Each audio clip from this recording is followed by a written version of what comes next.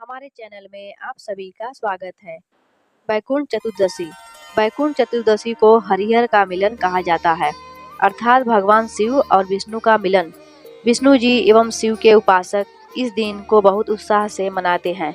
दिवाली त्योहार की तरह भगवान शिव और विष्णु का मिलन का उत्साह से मनाया जाता है। खास तौर पर यह उज्जैन वाराणसी में मनाई जाती है।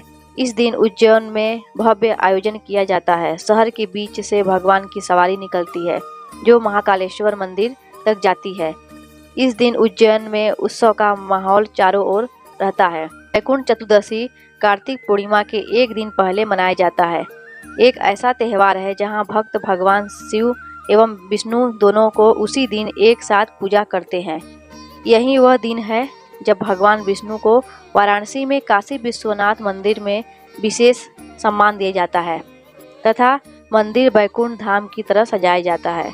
भगवान विष्णु भगवान शिव को तुलसी पत्तियां प्रदान करते हैं और भगवान शिव बदले में भगवान विष्णु को बेलपत्र देते हैं। इसलिए बैकुंठ चतुर्दशी को हरिहर मिलन कहते हैं। इसके पीछे एक पौराणिक कथा है। एक बार की बात है, नारद जी पृथ्वी लोक से घूमकर बैकुंठ धाम पहुँचते हैं।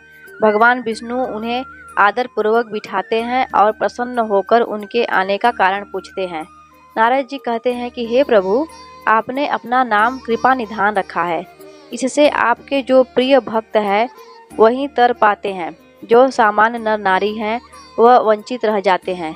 इसलिए आप मुझे कोई ऐसा सरल मार्ग बताइए जिससे सामान्य भक्त भी आपकी भक्ति पर मुक्ति पा सके। यह सुनकर भगवान विष्णु जी बोले, हे नारद, मेरी बात ध्यान पूर्वक सुनो। कार्तिक शुक्ल पक्ष की चतुर्दशी को जो नर नारी व्रत का पालन करेंगे और श्रद्धा भक्ति से मेरी पूजा अर्चना करेंगे, उनके लिए स्वर्ग के द्वार साक्षात खुले होंगे। इसके बाद विष्णु जी अपने बैकुंठ के द्वारपाल जय विजय को बुलाते हैं और उन्हें कार्तिक चतुर्दशी को बैकुंठ के द्वार खुला रखने का आदेश देते हैं। भगवान विष्णु कहते हैं कि इस दिन जो भी भक्त मेरा थोड़ा सा भी नाम लेकर पूजा करेगा वह बैकुंठ धाम को प्राप्त होगा। अब सुनिए बैकुंठ चतुर्दशी की दूसरी कहानी।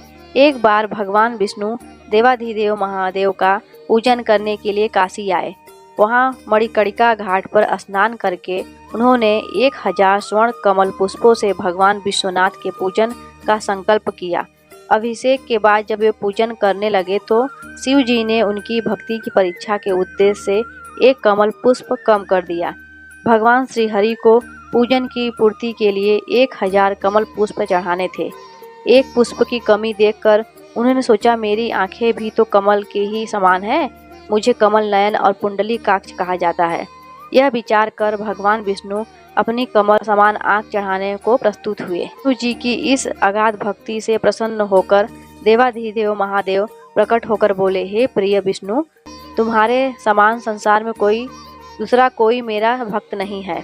आज की यह कार्तिक शुक्ल चतुर्दशी अब बैकुंठ चतुर्दशी कहलाएगी और इस दिन व्रत पूर्वक जो पहले आपका पूजन करेगा उसे बैकुंठ लोक की प्राप्ति होगी। भगवान शिव ने इसी बैकुंठ चतुर्दशी को करोड़ों सूर्यों की क्रांति के समान वाला सुदर्शन चक्र विष्णु जी को प्रदान किया।